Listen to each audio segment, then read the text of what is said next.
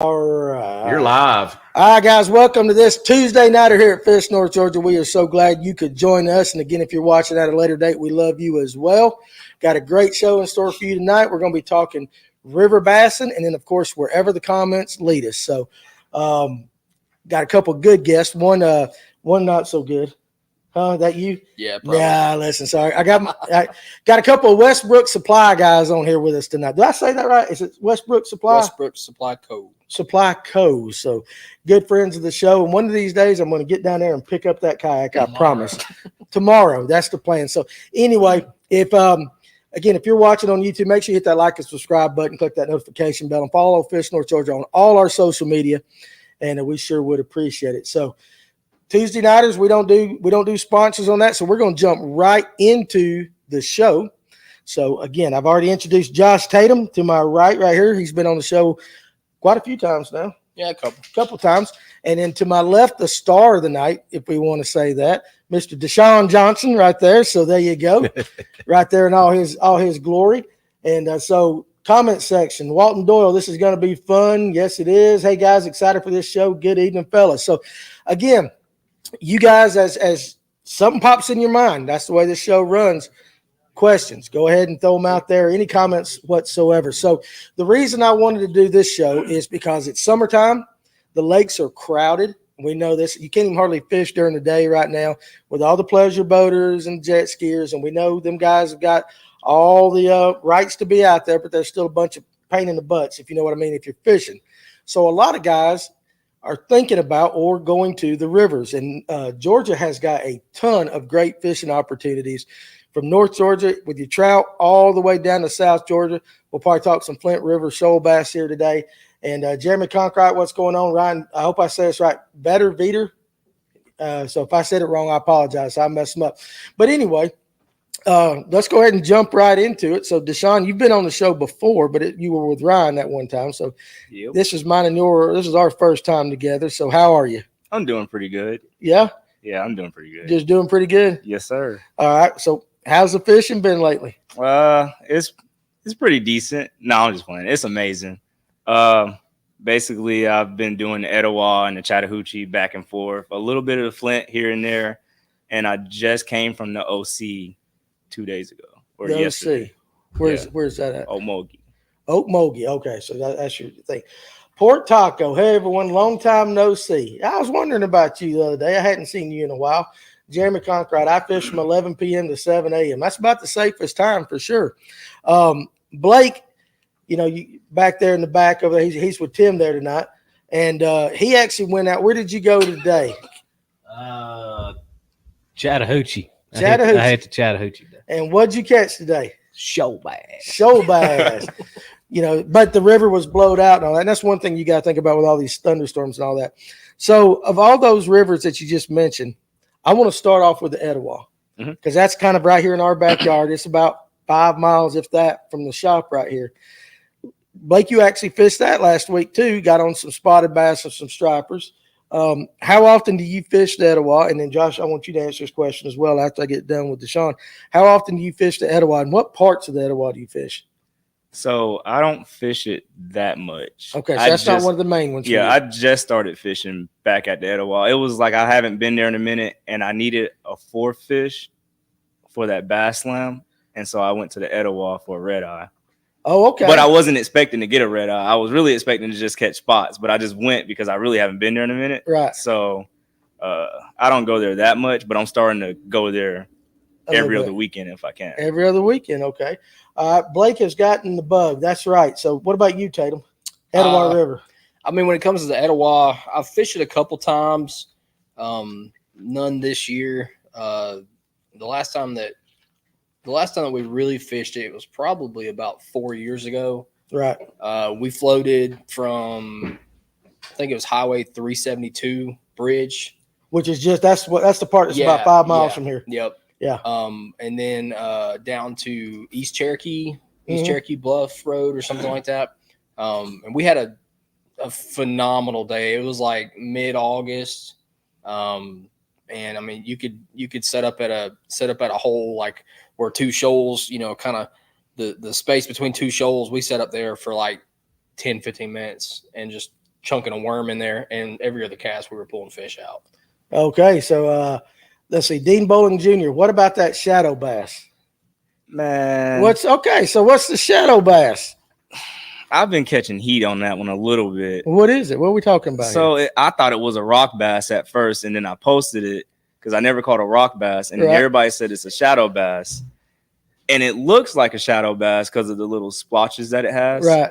But I'm still not even sure if it's a shadow bass or not. Everybody else says it's one, but I'm still not sure. I've never even heard of a shadow bass. Me neither. All right. So, yeah, well, we'll have to figure out what a shadow bass is. So, you looking it up right now? We got the Google going on in the back. So, Mason Venable says my boy Dashawn. And then Scott Butcher. Peyton in the back fire. Is that why you moved back there? So Miss Peyton is here. Miss Peyton is here with Dashawn and all that. So there you go, Scott. It looks like a crappie. It's a bass that looks like a crappie. If anybody knows what a shadow bass is, let us know. I haven't heard that. It's got big eyes too. So Blake is bringing around the picture here. We got show and tell now. See, I call those rock bass. I mean, yeah, it's weird. Josh caught a lot of rock bass. You caught them when you went to Tennessee that time. Yeah, that was around the Pigeon Forge area and stuff like that. Let's see, Austin Smith. Man, that was a great day at the Etowah that day. So he must have been with you. Yeah, on that. And that's one thing about the Etowah that I've noticed is, you get those real long, slow stretches. And is that the easiest part to fish? Well, I mean, so being the kind of angler that goes and wants to fish these like really rocky rivers, I usually try and focus on the areas that have a lot of like a big shoal complex or a big rock garden that's got little pockets of deeper water in between all these rocks and stuff. So going to the Etowah, only having spots and largemouth, that's and striper too. Tons. But that's what we were thinking, to focus on and stuff like that. And we just come across this magic hole. And I'm telling you, it was like it was every other cast. I'd throw in, catch one. He'd throw in right behind me and catch one. We're literally standing right next to each other. So, what were you fishing with? I was throwing a black trick worm, right, and he was throwing a green pumpkin finesse worm. Okay. So, hey, well, whatever. It was like that day that just didn't care. Yeah. Just one of them days. Yeah. So Alex says, "What's up, fellas?" Now the boss man is in the house. Fletch, what's up, fellas? Make daddy proud. Make daddy proud. So, yeah, that's between you guys. Right there it is. Yeah, make daddy proud. And so, we got what is it? What's your channel back there? Mullet Angler. Yeah. We got the mullet angler in the background. He's hiding Peyton right now. So, she ran over and hid behind him a while ago. She hid behind him. She did right there. So. Chestatee River. So, here we go. Here's a question. And we'll start off with you, Dashawn. You have to fish one river in Georgia the rest of your life. What's your pick? One river for the rest of your life. Why are you going to do that? Well, because that's what we do here. Chattahoochee. And why? Chattahoochee. Because I can go anywhere on the Chattahoochee and switch it up and catch anything I want.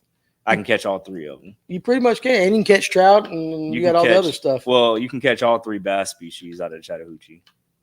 Shoal, spot, large. And then you got large, and then you can get into stripers too. Because I like doing that on part-time. Okay, yeah. What about you there, Tatum? One river. Nah, I would say it's a toss-up between the Flint and the Ocmulgee because I've caught a 20-plus incher on the Flint, but that's been several years ago, and I was with a guide. And then I caught another 20 on the Ocmulgee last year, shoal bass, which is like a 20-inch shoal bass is like you get an angler award for that. And that's a trophy. Yeah, technically it is a trophy, yeah. So, I mean, I'd probably have to say the Ocmulgee, honestly. And see, that's something we don't cover enough up here in North Georgia is the Ocmulgee right there. So Ocmulgee's down south. It's Jackson, Georgia. It starts in Jackson, Georgia, right below Lake Jackson Dam. Okay. All right. There you go. Dean Boland says the Chestatee River.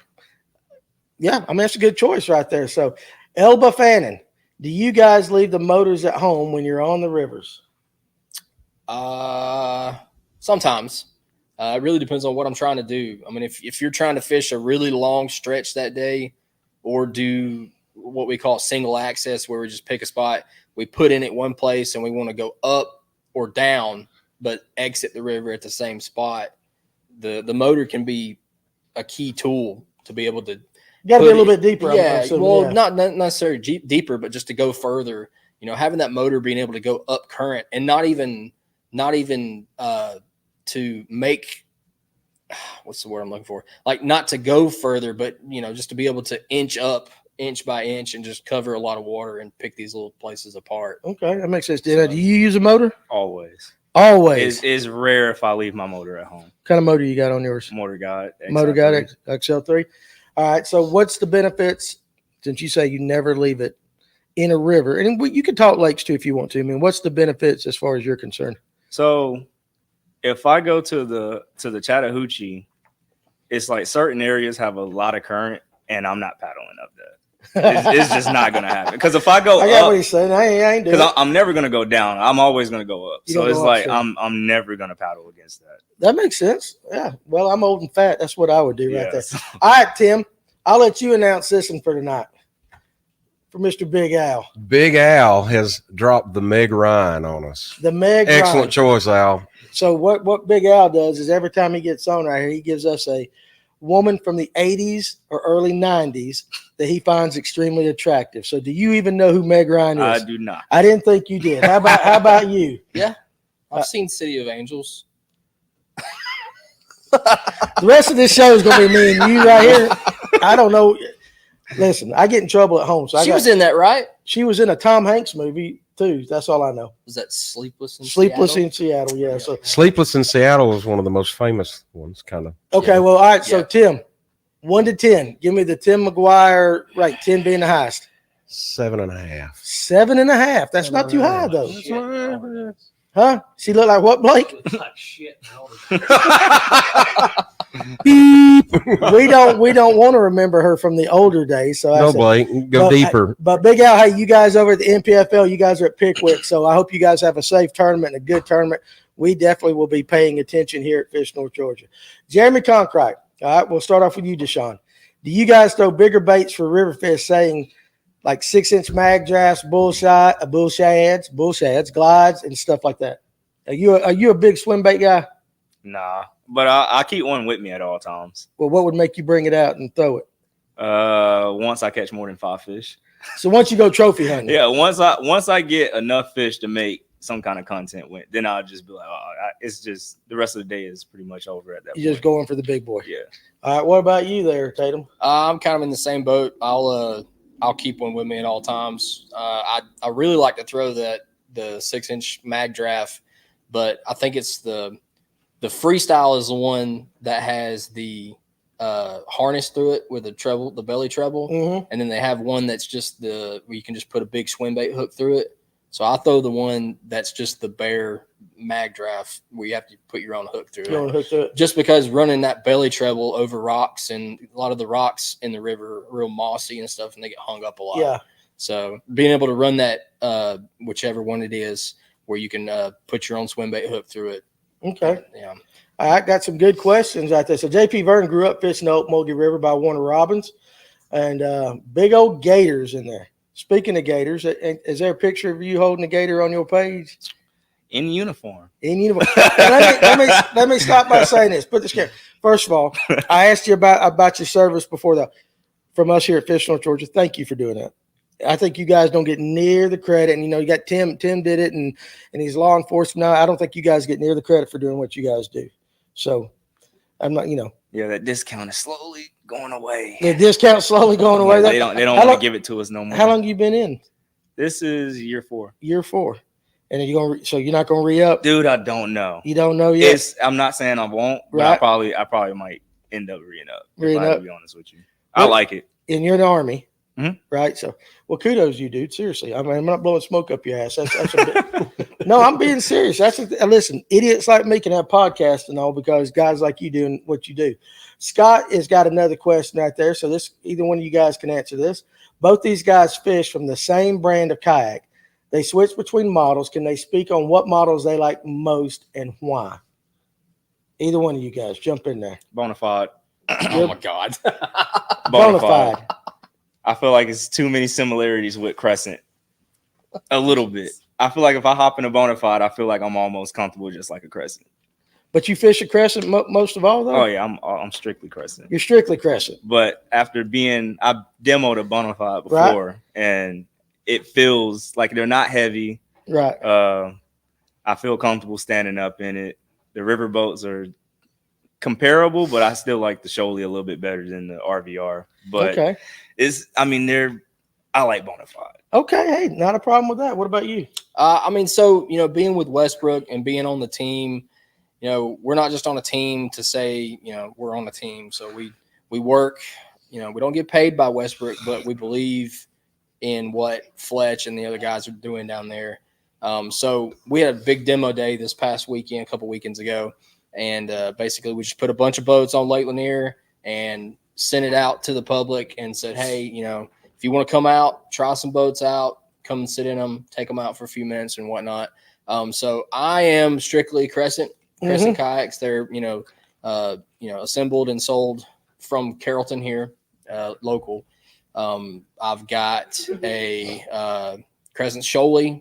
I just acquired a Crew, which is a tandem kayak. So it's a 2-seater that you can run in a solo position. And then I also have a crescent K-Craft, which is a paddleboard, stand-up paddleboard kayak hybrid. Okay. And each boat has its, advantages and disadvantages in different situations. So the shoal is a really, really good river boat. It's very nimble in the current. Paddles really well even on flat water. So, and the Crew is more of a what I call a big water boat. It's a good lake boat. Pleasure cruiser or whatever you want to say. You just paddle it around. But the main reason that I got the Crew was so that I could take both of my kids out and be okay and have plenty of room for everybody. Yeah. So that makes sense. Now, Jeremiah Giles is actually watching this from another country right now. It feels weird. Well, Jeremiah, we appreciate you watching from wherever it is you're at. Hell, you're somewhere different every week. Can't keep up with you. But no, Scott wants to know what model crescent, not brand. So what model crescent do you like, Dashawn? LT. The LT. Yeah. The light tackle. Yeah, the light tackle too. And why? I mean, what's the advantages of that one? Man, it's really hard because I like the shoal too. But the LT, I just have it rigged out. I think that's the reason that I use it more than my shoal. Right. Because I put more time into that one. I would probably use the shoal more if I took time and rigged that one out too. But I like that I have it has the hatch and the tank well on the shoal too. But I feel like I have a longer back space to put more back there. Right. Other than that, it's kind of neck and neck between the LT and the shoal. I can jump in either one of them and pretty much feel comfortable. But I like the shoal when it comes to being stability wise. Well, the light tackle 2 is like that was if my memory serves me correctly, the light tackle 2 was kind of Crescent's like breakout into the fishing arena, right? When it comes to fishing kayaks, and in my opinion, the light tackle 2 and the OG light tackle, it's a boat that does everything really well. So you can put it in a river, you can put it in a lake, and it's gonna do what it's supposed to do. Right. So okay, well, and I love the shoal. I just haven't kind of picked it up. I swear, Fletch, if you're still watching, I'm trying. We work the same hours, buddy. I'm trying, and I won't let nobody go pick it up for me. So I've got a shoal sitting down there I got to go pick up. So I'm actually looking forward to getting my fat butt in it. Walton Doyle says at SKF, and JP Vern says he's still trying to talk you into going to Airborne. Have you thought about that? No, not even close. No. Yeah, I don't. He's not even talking to me about that because that conversation will not go nowhere. Well, yeah, okay, so there you go. That's what's wrong with Vern. Too many jumps. Is that what it is? I've got some buddies that were airborne. One of them's currently serving, and he jumps out of planes and he goes into other countries. Now he's got these wings from like other countries that he gets to go out. And he's been to Turkey and all these crazy places, Israel. Scott wants to know who's better. Let's read this question. Who's better half can catch? Who's better half? Okay, so now we're bringing the misses in this thing. Back there in the back. Who's better half can catch a shoal? She's busy on the phone. Look at her. They get zero help. Who's going to get saved first? Who's better half can catch a shoal to save their man's life? So if you had to depend on your women to catch a shoal right now to save your life, which one of them's who's going to survive and who's going to die? I'm dead. I'm dead. Yeah. You're dead. Yeah. Well, Peyton said she caught fish. She's caught some fish right there. So, hey, good for her. Lipsticker fishing. What's up? The yak hammers are in the house. That's right. And then let me make sure I'm going to hit all these. George Smith says, hello. I've seen her catch one. I got Peyton. So there you go. Your reputation precedes you right there. So, and JP's got 5 foreign jump wings, but it's still okay. He loves you, Dashawn, right there. So, listen, them guys that jump out of airplanes, man, they're kind of like kayakers. There's just something a little bit off in the head up there. But when it comes to specifically fishing, okay, we're right here in the heat of the summer. And we'll take the Chattahoochee because that's the one you said you like. You catch a lot of those. You can do anything there. What are you going to attack first? Let's say you get on the river. What's your favorite stretch, number one? Where would you start on the Chattahoochee? Most of the time it's the Atlanta stretch. The Atlanta stretch. So it's Atlanta and then anything between that and West Point. Okay, so down south. Not below West Point. Not below West, but above yeah. West Point. Yeah. So I'll do anything from Morgan Falls down all the way down to West Okay. Point. Well, once you get below Roswell, that's south of me right there. So Yeah. But okay, so all right. So let's say you're putting in at Morgan Falls tomorrow. You're gonna target bass, not stripers. I'm not putting it at Morgan Falls. Hell, what did I say? Morgan Falls is just.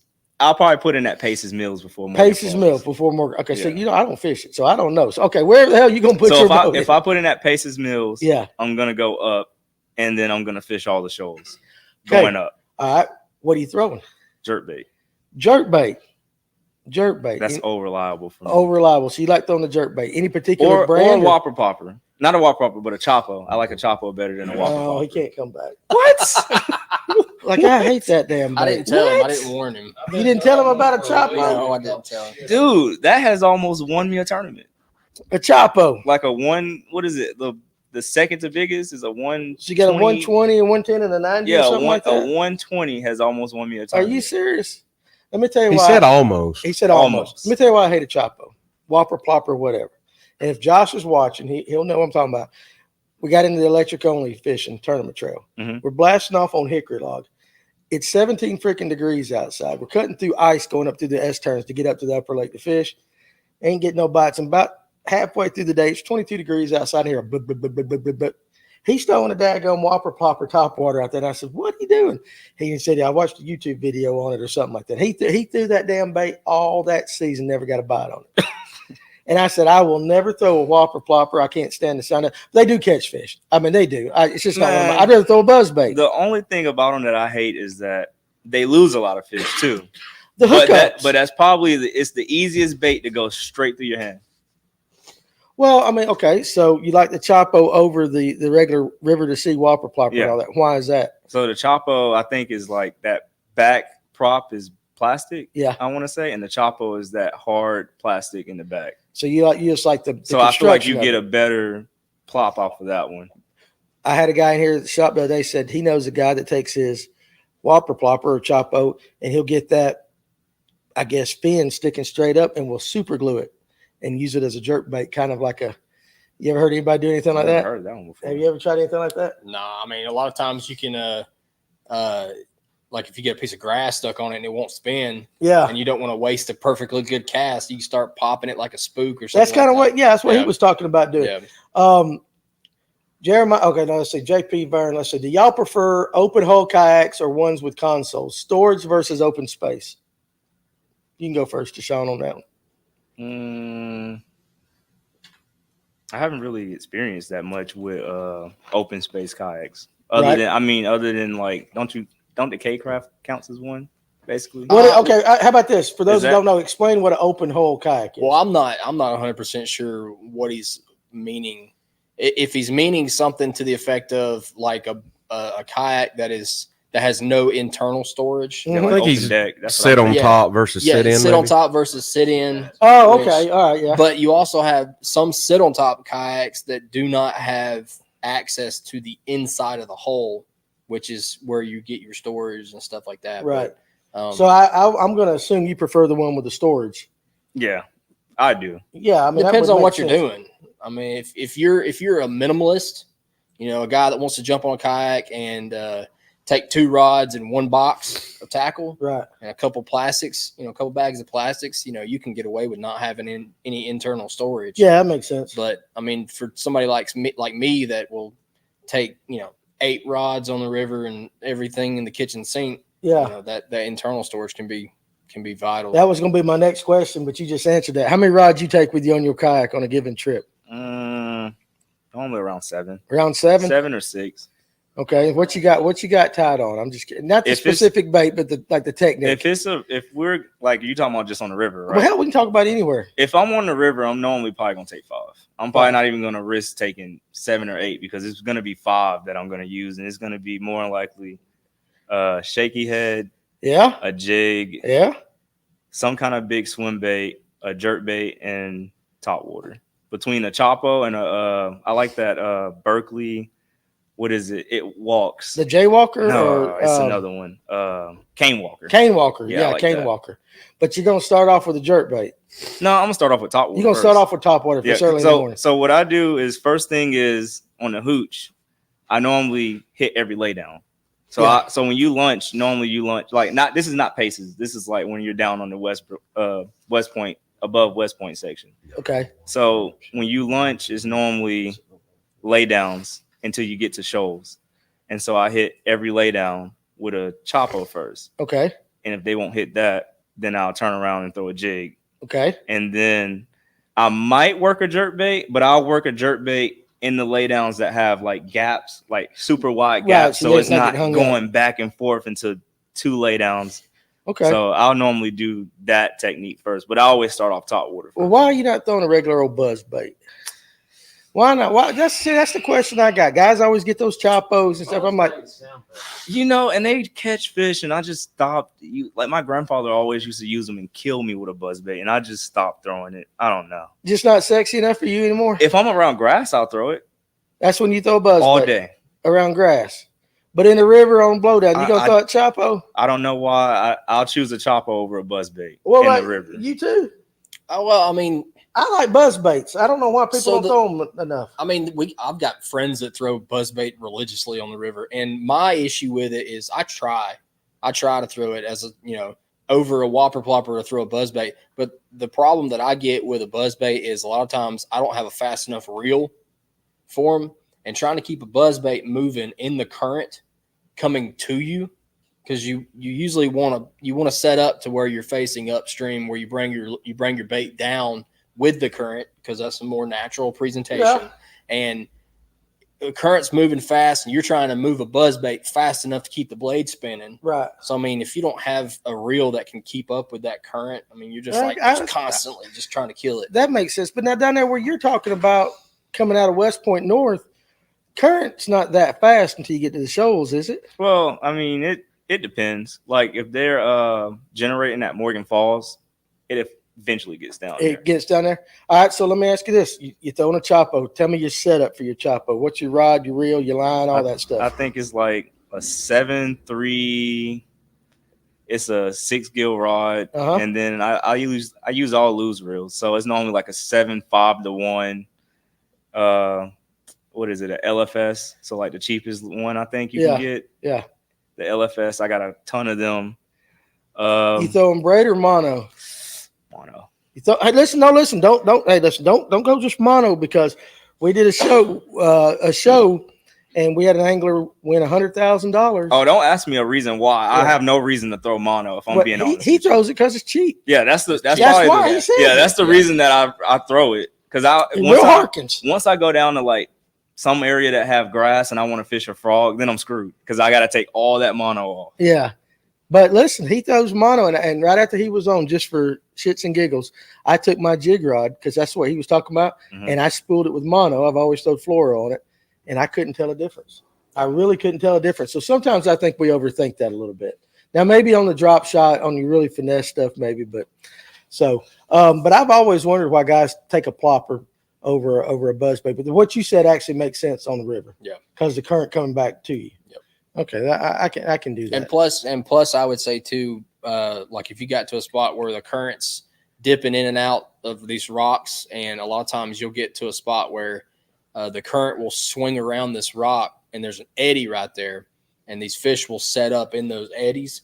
And a whopper plopper, you can bring it across the current and stop it right there in that eddy. Yeah. And they're just like, what's that? And then as soon as you start it again, they smack you. Makes sense. That makes sense. So been fishing the river wrong. So guys, if you had a question up there and we missed it, go ahead and type it again because we get a lot of comments and it gets hard to keep up. But Nick Downs has a good point right there because a buzzbait has 1 hook and a plopper has 6. Yep. But I never looked at it like that. I just throw a whopper popper just to you throw just it. like it. I just like because it kicks real hard. Yeah. Depends on which buzzbait you get. Like I know growing up, we used to use the double buzzbait with the double blades, the Strike King ones. Yeah. But man, I watched so many fish come off of that, and I never used it. You got to put a trailer hook on it, man. You got to put so again. The one I like is the Accent B2B. It's got the 2 floats, so it comes up really quick. You ever seen them? Is it like the 2 little fish floats? It's got 2 little bitty floats on it, and they come up really quick. So got them at the store here at Fish North Georgia. Come see, and you can get some of those things. I'll get one today. Buzz is good in grass. Plopper is good in open water. That makes sense. Yeah. Buzz baits will work you to death. Jeremy, yes, you're right. But the reward, man, I'm telling you. Distance in the plopper bait and the buzz baits where the action happens in the body of the bait. I get that right there. Also, what he said, the ploppers have buoyancy. I throw both depending on the water that I'm fishing. So, I mean, that makes sense. I just like that. So Mason wants to know, and this is in a river. Both of you guys can answer this. Does the color of your topwater play as big a factor as it would in a lake? All right, what color plopper do you like throwing? Man, I threw Sexy Shad for the first time, and it caught more fish than I've ever caught fish on top. Sexy Shad? Yeah. Which makes no sense because it's I didn't think it really mattered anyway. So I swapped over to like a small little Spook Junior, and it was silver. And I figured that would catch them too because the sun was out. Right. And, it's like beaming down. So I don't think color really plays. Okay, what about you, Josh? I'm the same way. I don't think so. You think it's more the reaction bite? Yeah, because I'll keep like 4 or 5 whopper plopper 90s or whatever in my box, and when I lose one, I just go to another one. It's just like you just pick up like you were before. Okay. I don't think the color has anything to do with it. Let's see. I actually use a stinger hook on my buzz, so 2 hooks. So that's what I do as well. And then of course, Speed said nothing wrong with mono, 100%. Can't beat a chatterbait on the river. How about you guys, chatterbait guys? Yep, I was throwing that for a good bit last year. This year, I haven't really used it that much. So, but when you throw one on the river, are you just steady retrieving it? Or are you working it like a jig, or does something depends? It depends. Like if I figure out how they want it, if they want it like straight up burnt back, I'll do it like that off of every laydown. Right. And then a lot of times, like if I did the Flint and we found some grass, I'll just sit there and just flutter it out of grass. And normally they'll just come and get it. Really? Yeah, they'll come straight out of the grass and get, because they're already tucked in there. So that's on the Flint. Yeah. Now, is there any other rivers that's got grass like the Flint? At least, probably not up here. Is that more of a South Georgia? Some of the Chattahoochee, yeah. The lower Hooch does. Is that from Atlanta to West Point, that part? No, like below West Point. Below West Point. Okay. Yeah, going down. Okay, so that's got it. But I never fished that stretch that much. I fished like a little bit lower than the West Point stretch. Okay. But I don't fish the West Point. So that's one of the reasons I thought it was cool, because I don't fish the rivers near enough to know. So you got a question there, Blake? I do have a question. Can we talk about bait fish on the rivers? I've seen bluegill, I think creek chubs. I mean, is there herring or thread fins or anything like that on any of the rivers? I've seen gizzard shad out there. I've seen them on the Etowah. Gizzard shad. Mm-hmm. Okay. How low? What you mean? Like what part of the Etowah? Like toward the lake or upper Etowah? Below Allatoona. So so he's not talking about the stretch that comes up here. Oh, you're talking about like Kelly Bridge and all that. Kelly Bridge and all that. I don't fish that much, but I don't know what they're eating. I mean, crawfish, I guess. I guess crawfish. And we'll see something like that. The big striper that I caught, when was that? Tuesday of last week or whatever. It actually had a crawfish pincher sticking out of its mouth, and it ate a swim bait. I would think they would get herring in there too, because they got to come out of Allatoona and go up eventually. Don't they make a run in the rivers? They might. I don't know the survivability of a herring once it gets into a river. I don't know too much about them. I mean, like when we do the Flint a lot, like you'll be fishing. I don't know if they're thread fin or if they're herring. I'm pretty sure they'll be thread fin, I would think. But every now and then you'd be just fishing, looking across the river, and all of a sudden you start seeing one. and you know something's chasing it. Yeah, And They be just be grouped going up. and they get in groups, so you can tell it's a they little be ball of grouped bait. up, Yep. but you can't tell what they are. I don't know. Could be creek chubs for all I know. So Jake Cochran wants to know, Dashawn, do you ever fish the Etowah? And so you fish it kind of, I mean, you're down towards Allatoona ways, or do you ever fish that stretch from Allatoona to Rome? Oh yeah, I've done that plenty of times. That's That's the stretch I've been fishing recently. But anything below Allatoona down. So that's a whole to me, that just in pictures, I haven't fished it. That river looks different once it comes out of Allatoona than it does going down to it. Is it bigger, wider, deeper, or wider? Yeah. But same kind of fish are in there, and you fish it the same way as you would I say at Kelly feel like Bridge? I catch striper better out of that lower Allatoona stretch. Catch striper. Now, do you target those? Or is that just a byproduct of you trying to catch bass? If I can get a striper, it depends. I will target them, and then sometimes I won't. But if I see them, I'll definitely throw over there. Well, what you throwing at them? Jerkbait. That's his answer for everything. So the Etowah is different. Like we got on a point of the Etowah where we were fishing, and it was like the Chattahoochee kind of set up, and it was a slow stretch. So we floated that, and all I did was basically throw a chopper on every laydown jig. Yeah. And then once we got a little bit farther down, because it was no current, they weren't generating.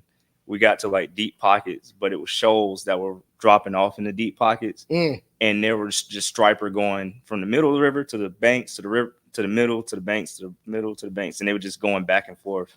And if you threw it on the shoal, you would catch like the shoal that drops off, you would catch like schoolies every time. Really? You wouldn't get a 30-pound. I couldn't figure out how to get like the big 20 and 30 plus pounders because you'll see them, but they wouldn't look at a jerk bait, which I feel like you have to have like a glide or something big to make it worth their time. But the schoolies every time, like if it was 5 of them swimming, I might catch the whole 5. Really? If you can get in and out real quick. Okay. But with your jerkbait. With a jerkbait. You might get one on a chopo here and there, but mainly a jerkbait. What brand jerkbait you throw? Stunner. Why you go like that for? Because I was a mega bass guy. Well, I get that, but you like the stunners. Stronger hooks. Mega bass, they bend out too much, and eventually the hook breaks off when you get enough fish on it, so I got tired of it. Okay, so you got the stunner. Okay. Do you throw Josh jerkbaits like he does? Yeah, yeah. So what jerkbait you throw? So I wanted to throw the mega bass, but I wasn't going to drop $25 a bait on them. So especially in the river. Yeah, especially in the river. So I started throwing the Rapala. I can't remember. I think it's a shadow wrap. Mm-hmm. Yeah, I mean they're cheap. They're like $10 a piece or something like that. So yeah. Well, $10 is cheap nowadays, though, compared to everything else. Compared to a mega bass, yeah. Jerkbait that I bought from you, it runs good. Yeah. I threw it today. The Arc has some good jerk baits that they're coming out with. Good. So Chris Stubbs angling, and again, like I said, if I miss your question, put it back down again. Seen herring in the hoots before. Gizzard shad. Zach Russ Turner says gizzard shad on the lower 100%. And then Kevin, this is kind of one of the things I was thinking. Herring don't like muddy water; they stay in the cleaner water. Yeah. Which makes sense with Lanier and Allatoona and all that, 100%. Right. Jeremiah says the striper and the hooch are full of crawfish and actually a lot of brim and small catfish too, which makes sense. Mm. I mean, a striper is just a vacuum cleaner. It'll eat anything. Buzzbaits catch giants. And then Justin Speed says the whopper plopper is so diverse too. Burn it, pop it, burn and stop. Yeah. And Terrell, I hope it's Simeon, if I said that right. Where'd he go? I was getting ready to read his comment. Right there's right above that. So can't beat a chatterbait on the rivers. And that's where I would kind of think a chatterbait would shine. Now, chatterbait, what brand are we using? Z-Man.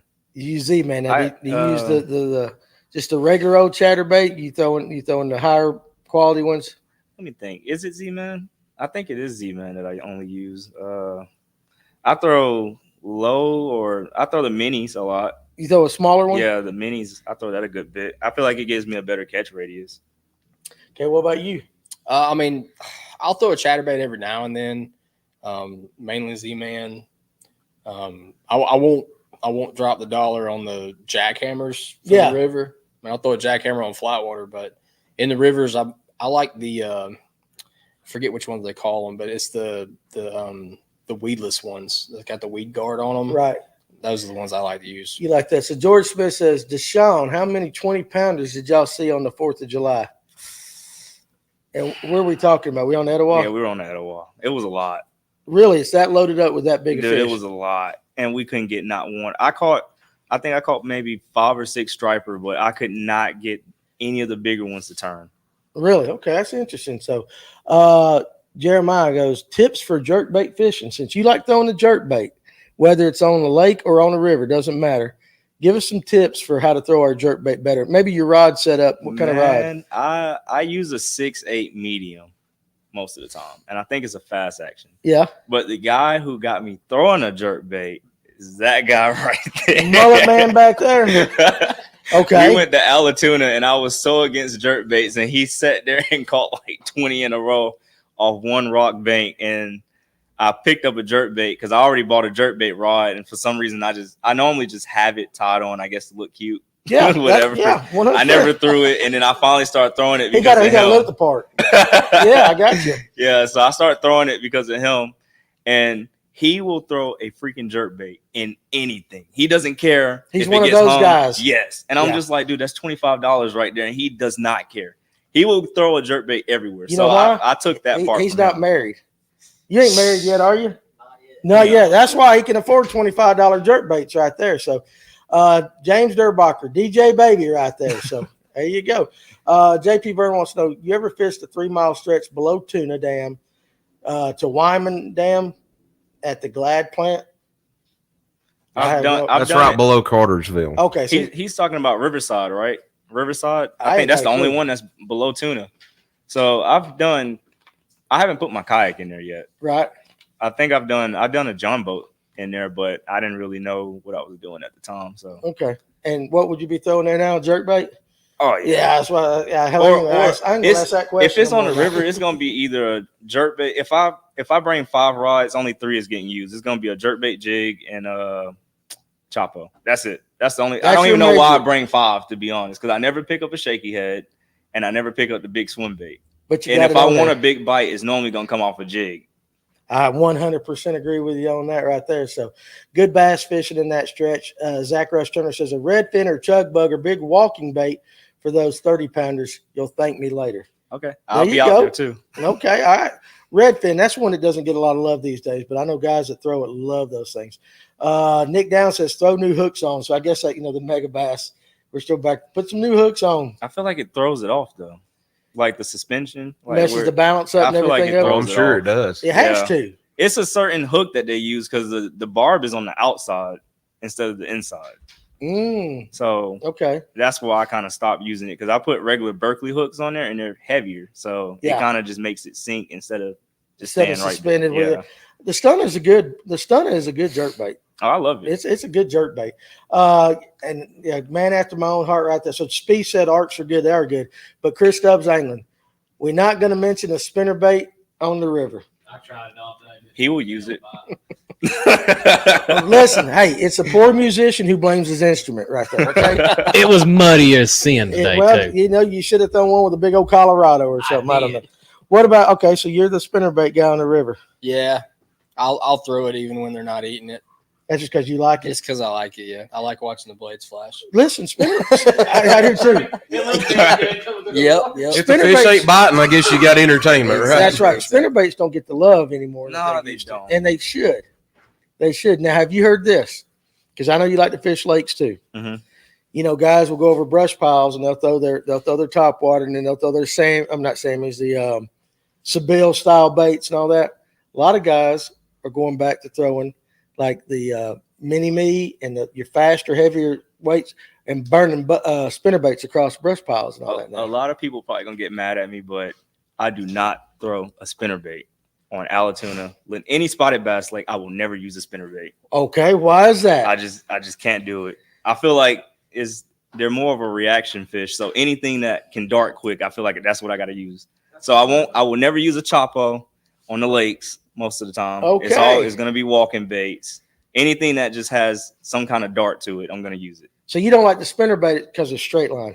Yeah, I won't use nothing like that. I only Really? use baits that I move find that interesting. faster. Unless I'm doing largemouth lakes. Like we go to Oconee, Then I go back old school, Texas rig, big worms and stuff like that. But you're talking about on a spotted bass lake. Yeah, like Allatoona, you'll never see me use a spinnerbait.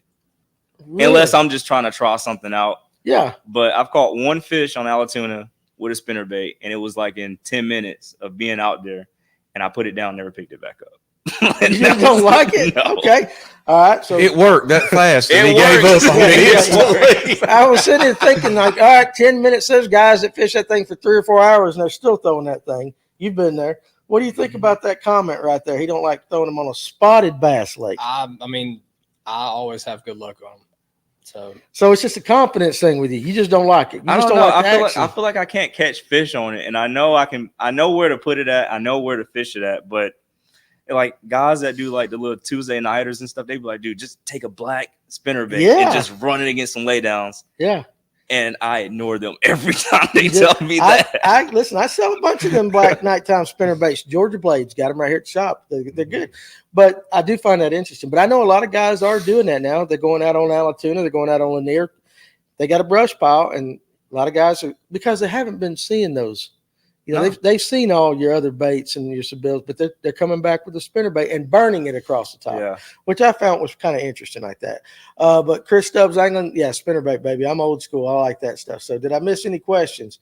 How about lipsticker right there? Are you guys seeing a lot of trout? And if so, are you throwing glides around them? So any of the stretches of the rivers you guys fish, y'all probably ain't been going that far north with the trout. I did it. What about? I did it last year because I get a trout stamp every year. Yeah. So I try to get out there at least like once or twice. Yeah. And then I'll fish the Beaufort Dam section. Okay. But that's one thing about Beaufort Dam. A lot of people go behind it for the trout. But do those stripers and bass? Oh, I go there for the trout strictly. I don't pay attention to nothing else. You don't pay, but are those other fish there? I've caught a largemouth in there before, but I think it was like just luck. Look right there. So y'all not seeing trout anywhere around where you guys fish. I mean, there's like if you get up into the further northern sections of the upper hooch, you can catch a trout. I mean, I had a buddy catch about a 19-inch rainbow on a little small square bill one day. It's up above like Highway 255 on the upper hooch. Right. Is that shoal bass water right there? Yeah, I mean, there's still shoal bass. Yeah, there. so that's where. Yeah. Yeah. Because I mean, if you think of shoal bass, it's kind of like they act just like a trout does. I mean, the type of water they stay in, the areas that they like to be, they act just like a trout. Okay. All right. So. Okay, makes sense right there. So twitch, pause. I guess he's talking about that jerk bait right there. Zach Russ says, I would give y'all some juice, but I can't find it in me to do so for the Etowah. Those giant spots hate me for it. So Zach needs to take me out. I'm tired of seeing him post so many big fish. You need to take me out. Oh, you've been called out. I won't give up your juice. Listen, I'll give you some juice if you give me some juice. So we're trading juice here. What Zach does, you cannot do. Okay? Because I watch Zach, and he puts a whopper popper in places that I would never even try. I fished with Zach one time, and I watched him because that's what I do. And because that's what I do. Listen. That's what I do. You got to learn from the people around you, okay? 100%. But that's why y'all are here. The places that he was, because like when you're floating down the river and you're trying to hit these spots on the bank, and he don't even care. And perfect accuracy, he'll just drop it right next to the bank, surrounded by trees, or you got trees hanging over, and they're only like 6 inches from the top of the water, and he'll just zip it right under there. And it's just like I'm not putting a $16 lure up in there. So what you're saying is he can cast. Oh yeah. He doesn't care. He doesn't care what Josh Little does that same thing too. We went out with him and he just puts it over the tree. Like I never seen somebody who throws a whopper popper over the tree and retrieves it back. I won't do that. Well, I do it, but it's not on purpose right there. So what kind of anchor systems are y'all running to stop yourselves? Blake wants to know. So I use it's called Anchor. It's made by a company called Anchor Wizard, and it basically you can buy a kit, and it comes with a little crank setup with some line in it, and like some paracord type line, right? And then it comes with what they call a chute, which is basically a tube, and you hook your anchor to your line, and you usually run your crank up somewhere close to your seat that you can reach it. And if you're looking upstream, I always want to anchor off the bow of the boat, the front of the boat. And then you just do a quarter turn backwards on the reel, and it drops your anchor. As soon as it hits the ground, you just tie it up, just crank it up, and it has like a clutch system in there, and it will lock it in place to where it won't let no more line out. And then you just fish wherever you want to. And then when you're ready, you just crank it back up. Okay. Simple enough. I usually run either a drag chain, which is like a little short, maybe not even a foot long section of like some type of logging chain. It doesn't have to be real heavy, just something that's going to stop you. I'll run a drag chain, and I'll run a Anchor Wizard actually makes their own anchor. It's like they make a 3-pound and a 6-pound lead ball. And it fits right up inside of that chute just perfectly. You crank it all the way up, and then it locks into place. And I've never had an issue with it. Okay. What about you? Spot lock. See, listen. Us poor folks. The whole For those time, less fortunate. This is no shit. The whole time he's answering that, I'm sitting there thinking, I'm going to ask you that question. I was like, well, that ass has got a motor. So I kind of figured that might be. But hey, again, I never owned one. Anchor. I never owned one. You never owned that, but Spotlight works. But I mean, before I got the motor, I just used to paddle and just like I'll paddle up, and if I get pushed down a little bit, I'll paddle right back up. Old school way. So that's how. Well, a lot of times if you're facing upstream in the current and you're fishing down, if you give a couple good paddle strokes, you can keep yourself in current where basically your boat's sitting still, right, and the water's going underneath your kayak. So you can hold position fairly well unless there's a bunch of cross currents coming through, from your sides or whatever. But and 90% of the time too, like the rivers that I'm fishing, you see a spot you want to fish, you just get out on the rock. Yeah, and that's beat always your kayak an on the rock and you just wade. But I was over here thinking, like, I wonder how he's going to answer that question because he's got that motor. But Spotlight. Are you not worried about hitting rocks and stuff? Oh man, I've hit so many rocks. It doesn't affect. I have two. He's got two. He got a backup, man. If you hit one hard enough, it'll bend that shaft. Yeah, but just don't hit him. Well, I normally don't go full speed anyway. I just go, like, if I tap it, I'll normally cut the motor off right away. I got you. Yeah. That makes sense. All right, so River Rat, what's going on, buddy? What's up, guys? Just getting on. Anyone ever fish Section 4 of the Hooch for shoalies? And we've kind of touched on it a little bit. What is Section 4? I don't know. To figure out. You're getting ready to look up Section 4? Yeah. So, hey, River Rat, tell me exactly what Section 4 is. I'm going to assume that's going to be north of Lanier. Yeah, because I fished all of most of the Chattahoochee. Yeah. Not for shoalies, just for shits and giggles. Right. I like that area. I was in today. I mean, it was a really nice float. It's just muddier. Really nice float. Listen to him. He's already talking like a kayak guy. It was a really nice float today. Yeah, you're drinking in your kayak? Yeah. Man, that's against the law, ain't it? So I don't know, but yeah, I probably would too. Drag chain, I'll take you up on that deal. Okay, so Zach Rush said he'd take you up on that deal. So y'all can go exchange juice.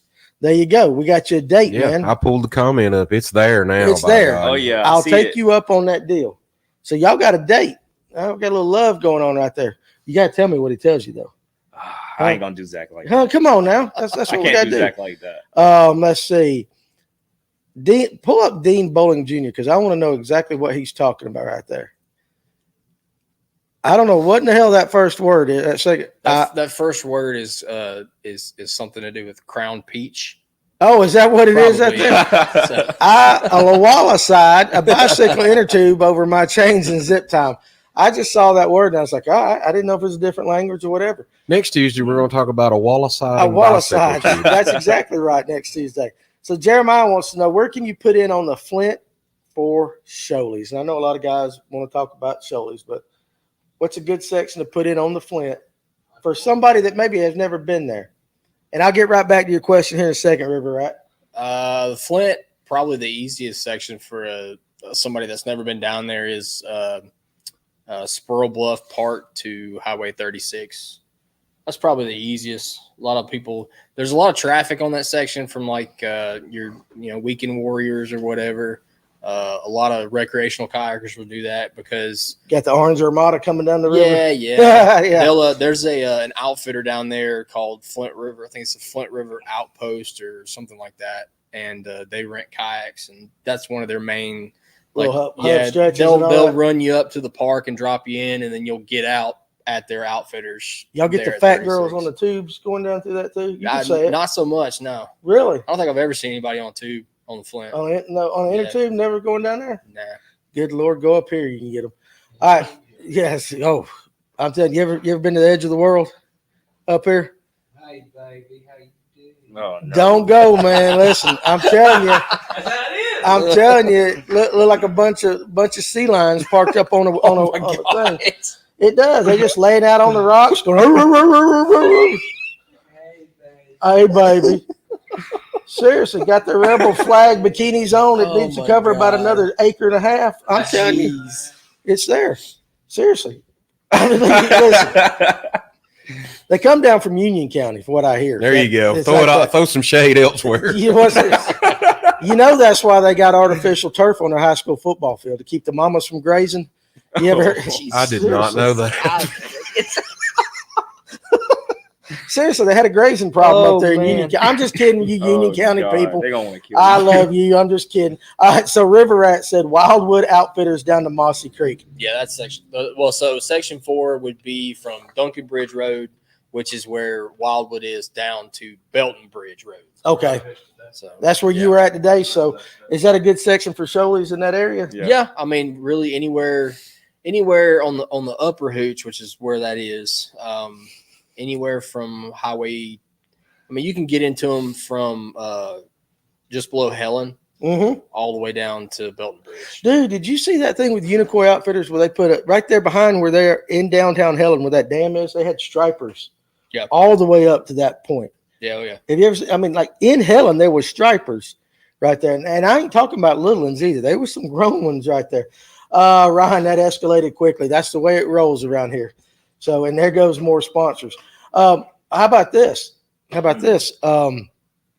we're going to go for shoalies, give me a bait that an average guy can get out there and have at least a better than average chance of success trying to get a shoal bass in the northern hooch. Texas rig finesse worm. A Texas rig finesse worm. That's not what I thought you'd say. Yeah, oh yeah. Texas rig finesse worm. Mm-hmm. Like just a 5-inch or 6-inch, just Oh yeah. any particular colors Green pumpkin or black. or black. Either a finesse worm or a trick worm. I mean, Really? the bigger fish seem to like the trick worm better. Are you pulling my leg? No, Are you I'm being dead serious with you. Yeah. Really? Yeah. Now, would you have thought that? You're over there with a little sly grin on your face. Chatterbait. A chatterbait. That's how I learned. That was the first lure that I used to catch them on, and I couldn't really figure it out. And then when I went back the next following week, it was kind of easy trying to figure it out. So you would go with a Texas rig finesse worm. Yeah, I mean, We're talking about for the average guy, like if you're just- average guy. for the average guy, like hey, the only thing you have to learn is how to make sure it doesn't get stuck. all the okay, time. that makes sense. So, but That makes sense. So Chris Stubbs England says black trick worm will catch shoalies all day long. Okay, well that's good to know. So if any of you guys are going to go out there and give it a shot, start off with a black trick worm. Walton Doyle, can't wait to see you next week down at ICAST there, big dog. What river out of state would be a dream trip for you? Any river? Y'all thinking about it, or Devil's River, where's that at, Texas, and why? just because it's probably the most like beautiful country that surrounds a river. Yeah, And like to do sections of the Devil's River, you have to do a camping trip because the put-ins and the takeouts are so spread apart that you have to camp in the middle. There's just no, you have to. have to. Okay. Yeah. All right. What kind of fish are in that river? There's largemouth. I think there's smallmouth, and then there's the Guadalupe bass. Okay. I think. All right. Makes sense. All right. What about you, Dashawn? Any river outside the state of Georgia? Susky. Is that what? Susquehanna. Is that what George Smith put Yeah. right there? Because I'm glad you said that. Because I was Yeah. like, ain't no way in hell I can pronounce that right there. So Yeah, I wanna go there. Aaron's Outdoor says you can't beat a black trick worm for shoalies. Listen, and Aaron would know because Aaron won Shoalie Palooza. So there's a kayak tournament club called the Kayak Adventure Series, Mhm. and their very first tournament that they ever did was this year in May, and it was like all 3 rivers in Middle Georgia, the And Flint, tributaries. yeah, and their tributaries, the Flint, the Hooch, and the Old Mogi. And Aaron went down there and won it on the black trickworm. Really? I think he had 109 inches. He had something crazy. It was nuts. It was like 110 or So he was like up there. got sick one day and was out there fishing. He was sick and still, I mean, he slayed it. Okay, so for somebody like me again, I know you kayakers measure. Mhm. Give me a weight estimate on what that bag would have been. Well, I think he caught at least 320s. When he caught that last one, the big one, that probably solidified him Yeah. over a 20 Oh, yeah. pound bag Yeah. easily. So- Just shoalies. 20-pound bag of shoalies. He had like a 20-pound bag of just straight shoalies. No, really? Not Yeah. well, bigger than a 20-pound bag. Probably like 24. I think a 23. 20-inch shoalie. There's a chart that you can look up and see that. So like it'll tell you like what type of fish. So if it's like shoal bass, and it'll say if it's 20 inches, it kind of equates to this amount of pounds. I think it's like a 20-inch shoalie usually is around like 5, Like yeah, 4 5 something. yeah, Really? yeah. That's a hell of a bag right And there. he had at least 3 20-inch shoalies, and then maybe like a 19 or 18. Good Lord. It's hard to get them fat. Because they're in the river? Yeah, like if you catch a 20-incher, they're not skinny, but they're like healthy fish. Yeah. But they're never butter. Well, the ones that I catch, I don't catch enough 20 inches. I think I only caught one, but they're never butter balls. They're Like not that like one, spots. the one that you used for the picture, that was my 20-incher. Okay. That was my first 20-incher. But Okay. every one that I get like 18, 19, I never get them like thick. You're not Right. fishing for them in the fall. Yeah, I'm not getting. So out that's there the in top. fall. So DGP Bass 3. Big Shanny shout out to Dashawn. We were proud of you, bud. Is that one of your buddies? Purdue, Danny Purdue. Is that Danny? Oh, Yeah, that's that's Danny. Danny Purdue. Hey, Purdue, how you doing, buddy? I got to call you too. So yeah, I'm supposed to call them guys too. We got a pretty good announcement coming up. See, Austin Smith, don't give them the juice about the upper hooch, Josh. Okay, That's all he throws. is that all he throws? Texas Texas rig. finesse worm. You know, Texas rig. Everybody thought. man. Listen, they come in here and everybody wants to shake it. Everybody wants to shake it. Nobody throws a Texas rig anymore, or they don't talk about it as much. Texas rig catch spotted bass too. A lot of people. I know Dana Smith. He always throws like a Texas rig. So black trickworms would definitely go-to baits on any river. Throw them behind the blowdown and hold on. Okay, that makes sense. And Justin keeps talking about that. The Susky. A lot of people are saying that. That's the river. A lot of people are saying that's the one you need to fish. And then our buddy Paul. And then there's Paul enjoying fatherhood by all the pictures. So we miss you up here, Paul. And what's that? What's baby's? It's not quite a year. Is it a year? No, I don't think it's a year yet. Yeah, but he's already taller than Paul. Yeah, No. looks better too. That ain't hard to beat. Like seriously, Paul's like 4'7". I'm only 4'8", so I know. I look him in the eye. So, question of the night: why am I so much cooler than Dashawn and better looking than Tatum? Who is that? The Juicy Peach? That's Paul Coon. Is that Juicy Peach? And somebody listen. And I meant to say this. Somebody had a comment earlier about you two being which one of you two were better looking on camera, and he couldn't decide. So, Yeah, I Hey, don't know. I'll let Tatum have it. He has different color eyes. Yeah, Mullet, which one's better looking? come on. You got to ride with me to ICAST. Don't forget that. Mullet, which one's better looking? He said either way. Mm. That's terrible right there. So, Danny and I have no dog in this hunt. no, and I don't want. No. Y'all are both beautiful. You're both beautiful in your own special little way. Is that politically correct enough, Tim? I think that's well said, sir. Well said. Well, good. So that's what we're doing. So, shoalies are a bucket list fish. They are for me. I've never caught one. And June bug lizard Texas rig smashes. Andrew Dixon says. So we'll do that. So Walton Doyle says come over and hang out with the YouTube crew for a while. So I'm assuming he's talking about your Westbrook boys and all that when y'all get down there. Yeah, probably. Yeah. Yep. Why does he call y'all YouTube? I think he was probably typing it and he looked at the YouTube logo on his phone, and instead of typing Westbrook, he probably typed YouTube. I was wondering because I didn't know how big of I mean, you're on YouTube, right? What's the name of your channel? DJ the Bassmaster. DJ the Bassmaster. Yeah, it's the same as my Instagram. Okay, all right. And what do you put on your YouTube? What we're talking about. You're supposed to talk long enough for me to get a drink right there. I'm just now getting into it deeply, but I've been posting. I did like Allatoona. I got Lanier, Allatoona, and Etowah, and then I got one that I just finished, but I haven't dropped it, and it's the Chattahoochee. Okay, very cool. So it's the same layout of what we just talked about. Yeah, go over there and give him a follow right there. Let's see, Kevin Thornton. Any wings tonight? No, we suffered tonight there, sir. We didn't have any chicken wings to eat tonight. So he won't be here Thursday, or he might. Yeah, he might. I can't remember. He's not in Florida yet. He's going to be at ICAST with us. Are you going down to ICAST? No, that's right. You guys serve. That's right. I brought up a bad subject right there. I didn't mean to do that. We're going to have fun without you, though. Oh, my God. It's a good time. I'm sick. 4:00 every day. Open tab right there, however they want to call it right there. Mm-hmm. It's a good time. So Wacky Rig catches shoalies too.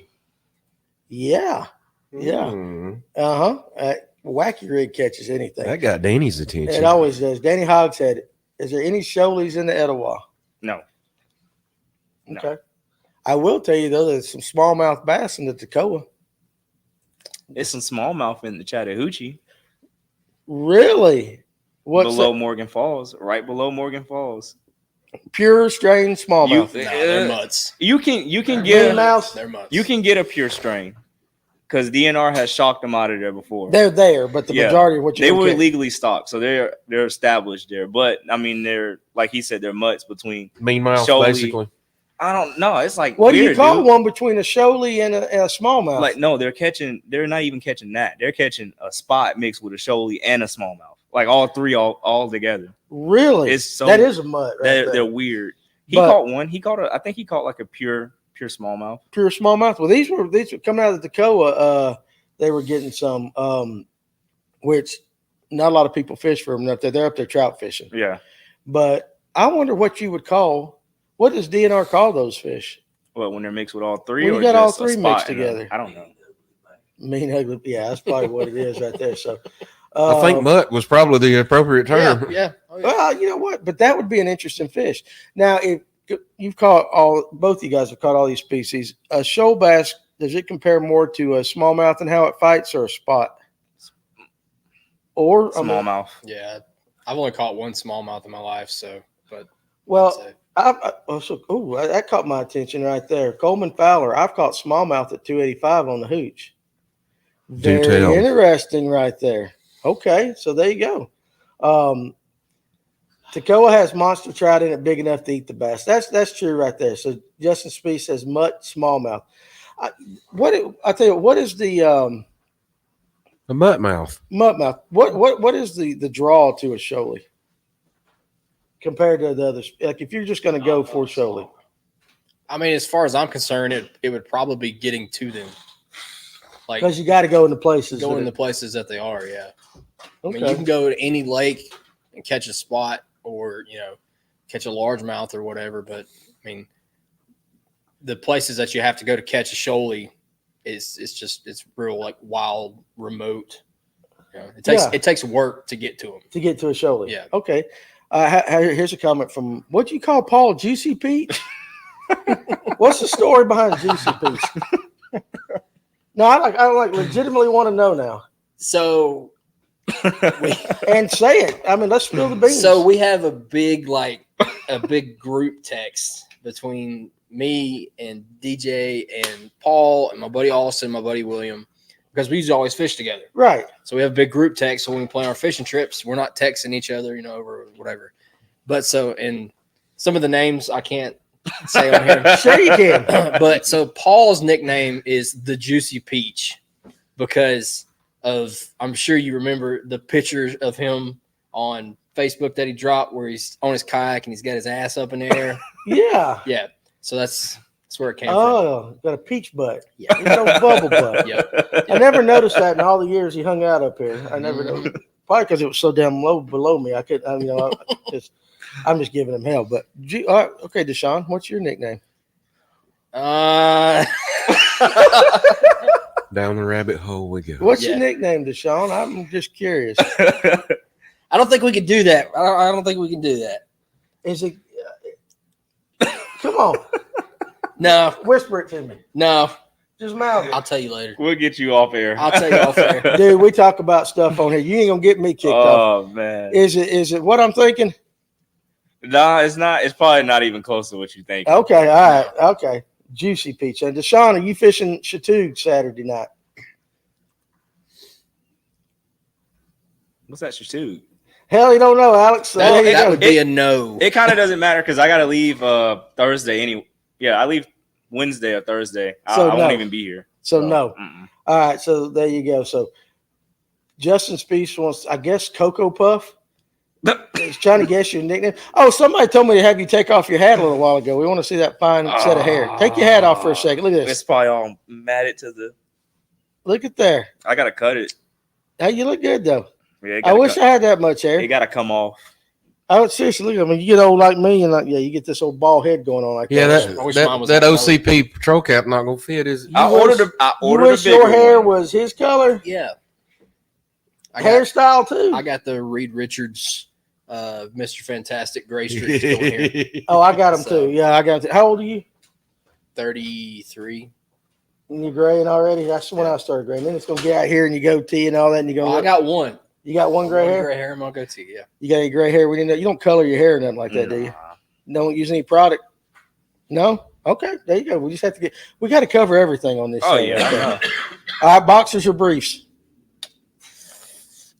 Let's just see if you answer that question. Probably boxers. Boxers? What about you? Boxer briefs. I don't wear anything. Yeah. Well, that's a. You gotta Commando's get the way the, to go. Huh? Commando. Commando. So you got to get the performance boxer briefs, the one that when they get wet they dry really fast. Pressure shorts. Yeah. Do you though? Yeah. What if you just don't wear any at all? Then it don't matter. Well, I mean, then you can get like stuff rubs together and You get chafed. yeah. Huh? You get chafed. Yeah. Baby powder. You get that Baby gold A bond. powder. little Don't cocoa work butter good. lotion and Little you'll smooth cocoa her right out. butter. Baby powder don't work good in the river when you're soaking wet all the time. Okay, so is that your tip of the night? Yeah. Wear You good get- underwear. If Wear you good get underwear. Don't wear none. Just wear your swim trunks. Yeah, I just wear swim trunks. That's what I do. I have Yeah. to wear pants. I'm free flowing, man. There ain't nothing between me and you, but it's a little bit of material right here, babe. Deliverance music going down. I can't say nothing. I'm the same way. Yeah, I know.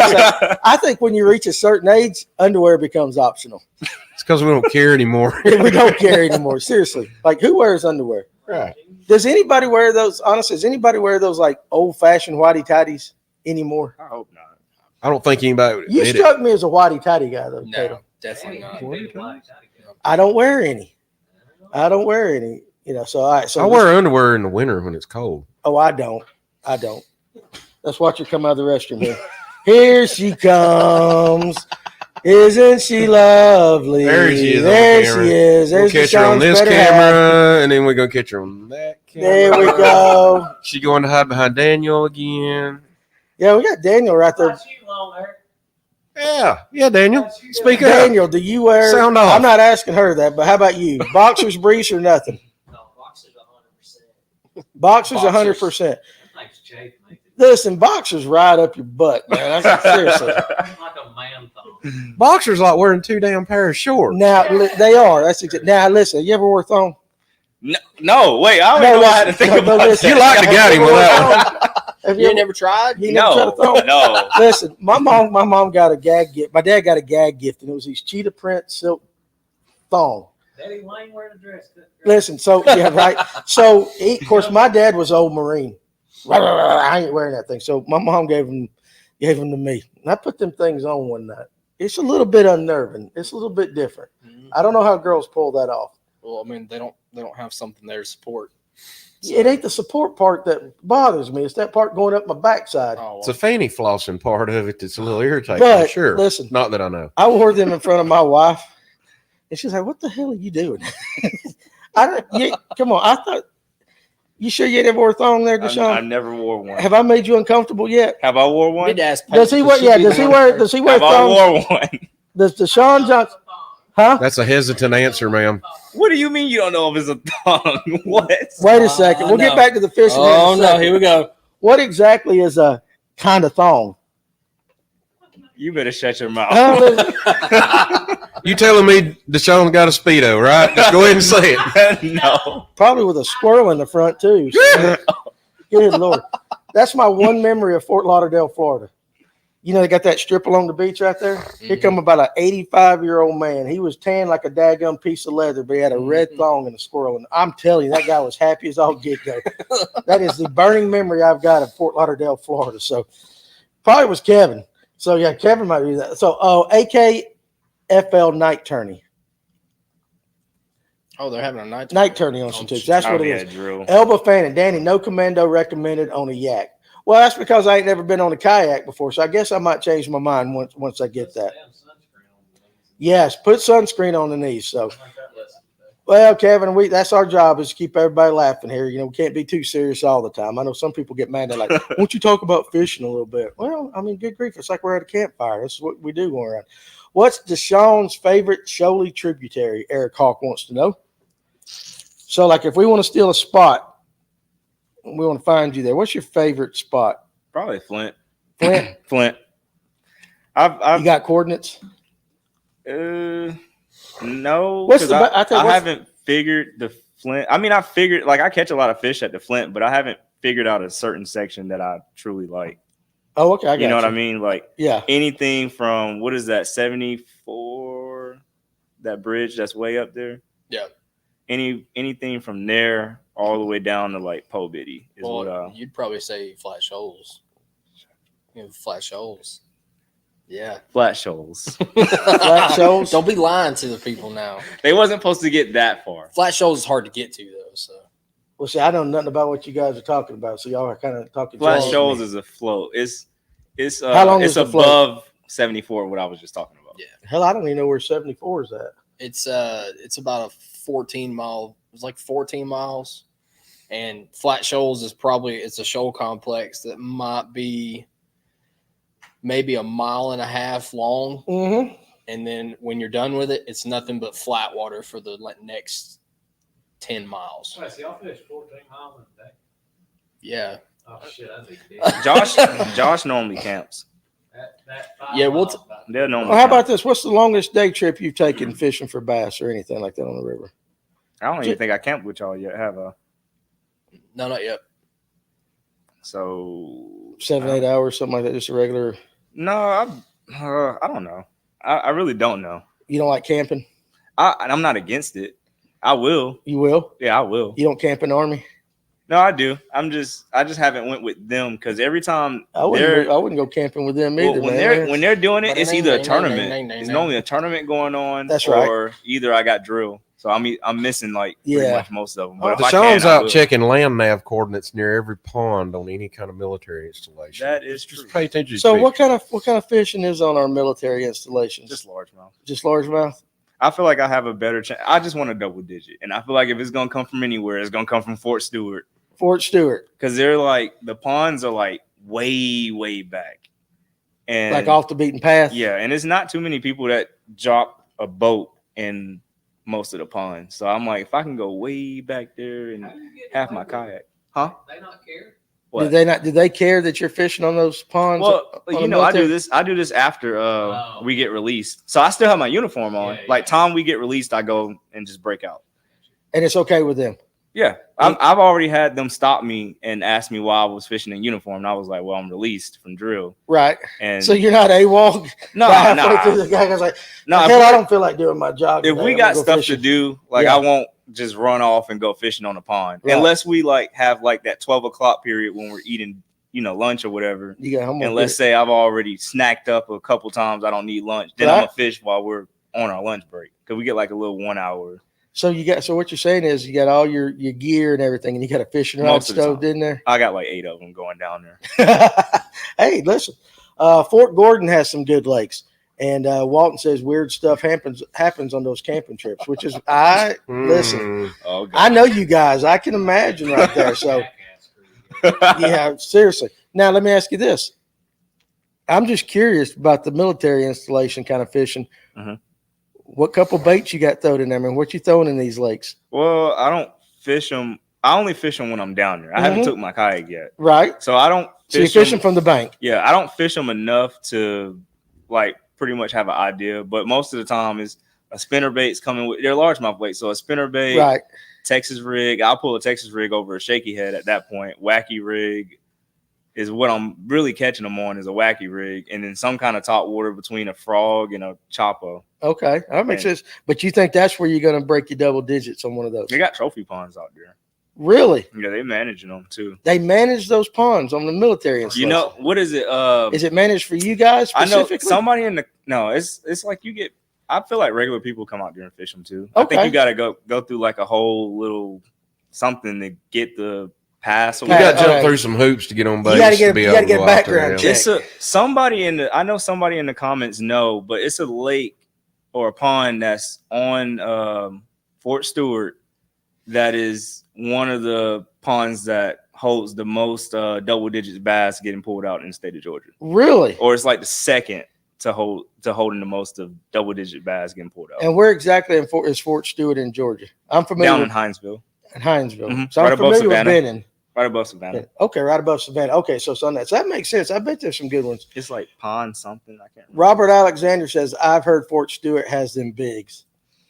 So that's pretty cool. So I didn't even realize that you could fish on some of these military places. You can get a land pass, Tyler Bean says. Yeah, I guess that's what it is. A land pass. That's interesting. So Jeremiah, I'm fishing with 80-pound braid, 125-pound leader, and an 8-foot XH popping rod tomorrow for a sea monster. Wish me luck. Well, good luck with you tomorrow. I'm sure if you catch one, we're going to see the pictures of it right there for sure. So, and then Farmer mentioned up earlier, who was that pro that was on Allatoona tonight? Was it Brian New or Yeah. he was fishing there? That's pretty interesting. Here's a serious question. For someone that is new to the kayak game, what is the one thing that y'all would recommend to have with you other than your PFD? Because that's something that we should have. But other than that, what's the one thing you would recommend on your kayak to have? First aid kit.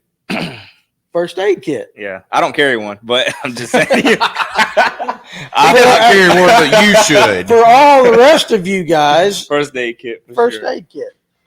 Metz Pond, Patrick Clement said. Yes, that's it. See, we got the best damn viewers out there. They That's know it. everything. That pond is loaded.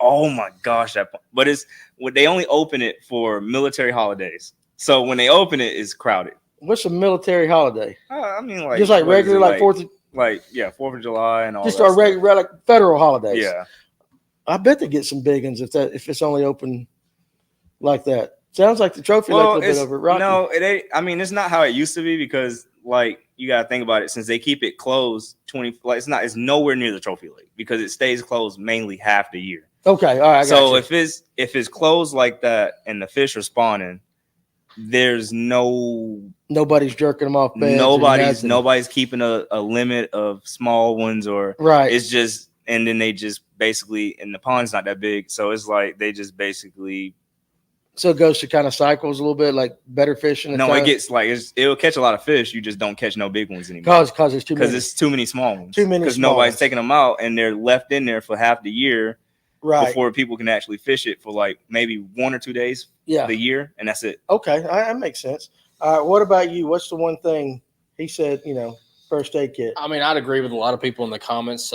Beer. Well, no, That's the first comment I seen was Eric That's- Thurman beer, which does not surprise me at all. Eric does not surprise me at all. yeah. I would say like other than the normal, you want a PFD, a whistle, something to signal somebody with. To me, the most important thing is a good paddle. Yeah, and that was and Dean Yeah. Bolin Jr. said a good paddle. Now- What makes a good powder to crab? Strong, lightweight, Okay, something that you're going to be able to use all day and not be as tired. I got you. Now Coleman Fowler says sunglasses, and I would say I definitely agree with that. Now Chipper Jones was talking about and I know this ain't fishing, but he was asked questions from travel ball parents and stuff about what's the one thing their kids need. And his answer always is sunglasses. Yeah. Because you don't realize if you don't protect your kids' eyes when they're young, by the time they get up, because if you ever want to make it to the pros, you're looking at a 96 to 100 mile an hour fastball. Your eyesight. It's all about your eyesight. So I actually think Coleman's answer is really good right there as far as that. So Farmer a paddle. Yeah, he's here to help right there. So Patrick says they only let you fish it like 1 or 2 days a month like that. So I get what you're saying, and they don't take those fish out. It's actually not even. I don't even think it's Mets. It's another lake. Another lake, but Mets is like that. So some of them are like that though on some of these installations. Yeah, Mets. You should be able to go there a couple times. Yeah, it's another one where you just basically cannot go there anytime. Robert Alexander Green, a 10-inch baby bass glide, which I kind of figured that would be an answer from you right there. So sunblock, PFD was of course the most important thing. That should just be a given. Now, do you have you recommend a PFD? You got a specific brand you use? No, I don't. I want a Chinook. I need to get one, but I don't have a specific brand. How about you? I wear NRS. They're like tried and true, field proven. They make a lot of stuff. They make PFDs. They make rafts. They make inflatable kayaks. They make straps. They make all kinds of stuff. So I've used the NRS Chinook and then the NRS Raku. Right. Hard to beat an NRS, Ryan says right there. Dean Bolin says it too. StoleQuest, Dean uses StoleQuest, and they're really good too. Discover Bass Adventure. I can tell he's smart. Wet wipes are a must. Yeah, some form of that. Now let me ask you this question. Say I don't, and I really honestly haven't fished the rivers that much. What is something you watch guys do on the river that you just like, you're wasting your time? Some technique, something like that you see guys trying to do. And let's say we're going specifically for bass. Doesn't matter what species, but you see a guy and you're like, he is just wasting his time because we don't want guys to waste their time. What is one thing? Don't even bother trying.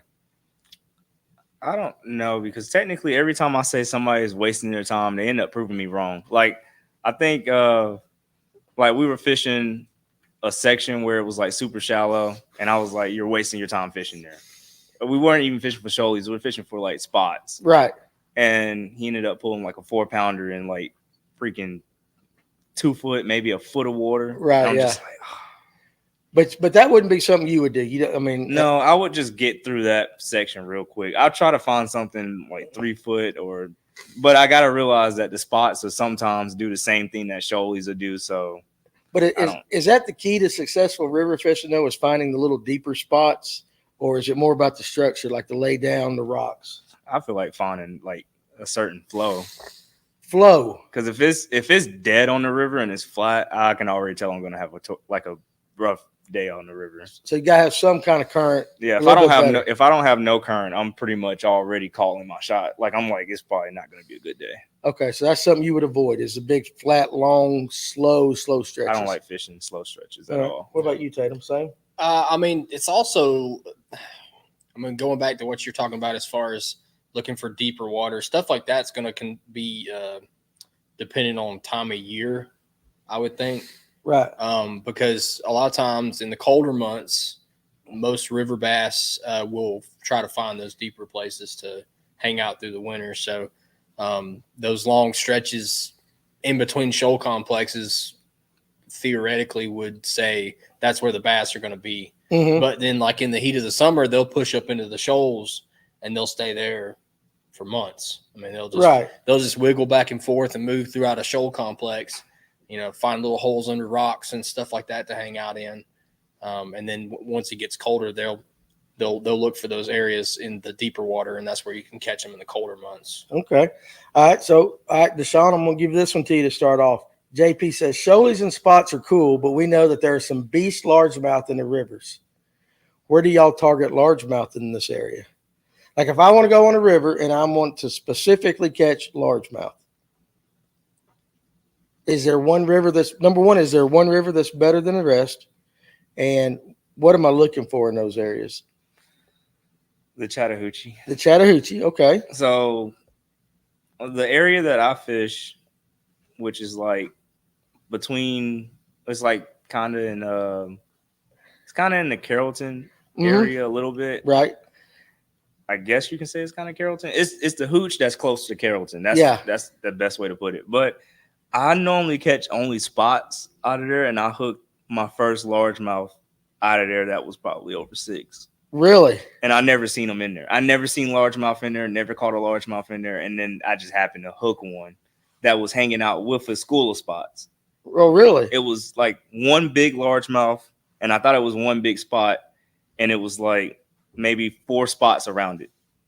And I ended up hooking it. Now, if you wanted to go strictly for largemouth, it's going to be the lower West Point stretch. Below West Point. Yeah. Below West Point. All right. What about you, Tatum? Is that?